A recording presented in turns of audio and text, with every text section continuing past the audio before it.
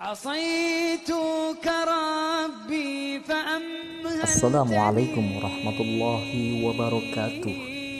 Kiai Haji Munfasir pada Rincang, Serang, Banten.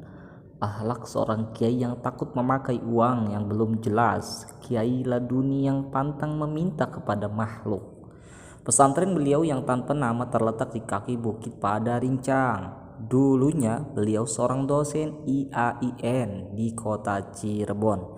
Saat mendapatkan hidayah, beliau hijrah kembali kepada Rincang. Beliau menjual seluruh harta bendanya untuk dibelikan sebidang sawah dan membangun sepetak gubuk ijuk, dan sisa selebihnya beliau sumbangkan.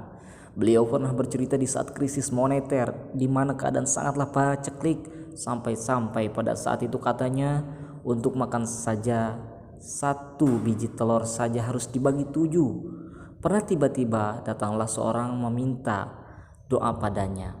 Saat itu beliau merasa tidak pantas mendoakan orang tersebut, tapi orang tersebut tetap memaksa beliau, yang pada akhirnya beliau mendoakan Al-Fatihah kepada orang tersebut. Saat berkehendak untuk pamit pulang, orang tersebut memberikan sebuah amplop yang berisi segepok uang. Sebulan kemudian orang tersebut kembali datang untuk meminta doa kembali dan menyerahkan amplop tebal seperti saat kemarin, tapi langsung ditolak. Bapak sebutan yang disukai Abuya Munfasir karena beliau merasa bukan ulama. Bapak bilang, nanti dulu, uang kemarin saja sampai saat ini Bapak belum berani pakai.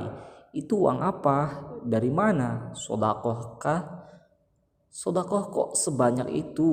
Kalau dari gaji bisa habis dong gajinya. Soalnya uang tersebut berjumlah 2,5 juta saat kejadian ini awal tahun 90.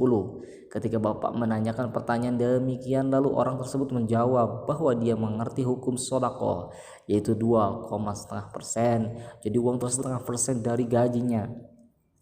Setelah diselidiki, ternyata orang tersebut adalah direktur utama sebuah perusahaan multinasional, dan sampai saat ini orang tersebut selalu rutin meminta doa dan memberi uang sodako setiap bulan, sampai-sampai tidak pernah absen.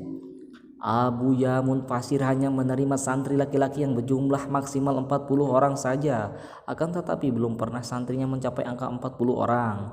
Abuya menerapkan beberapa syarat untuk dapat mondok dan menuntut ilmu di tempatnya. Salah satunya dengan tidak diperbolehkannya membawa apapun, hanya baju yang melekat di badan saja yang diperbolehkan untuk dibawa ke pondok beliau. Selain itu, Abuya juga memberikan syarat untuk siapa saja ingin menuntut ilmu dengan beliau, diharuskan untuk dites agar sanggup berpuasa selama 40 hari sambil berbuka dan sahur hanya dengan 3 teguk air, tidak lebih.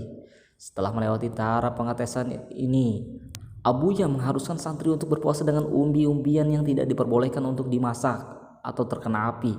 Pada tahap ini santri harus mengiringi puasa dengan membaca Al-Quran 10 juz per harinya. Ketika semua sudah dilewati, sampailah ke tiap pada saat syarat yang bisa dibilang syarat tertinggi yang diberikan oleh Al-Buya, itu harus puasa muti, berpuasa dengan hanya nasi putih dan garam, dan berpuasa dari segala omongan, berdiam diri. Jadi jangan heran ketika berkunjung ke tempat beliau akan menemukan santri-santri beliau yang tidak mengeluarkan sepatah kata sedikit pun. Syarat-syarat yang diberikan beliau memang terlihat sangat berat, tapi beliau punya manhaj sendiri untuk menjadikan santri-santrinya memiliki hati yang bersih. Salah satunya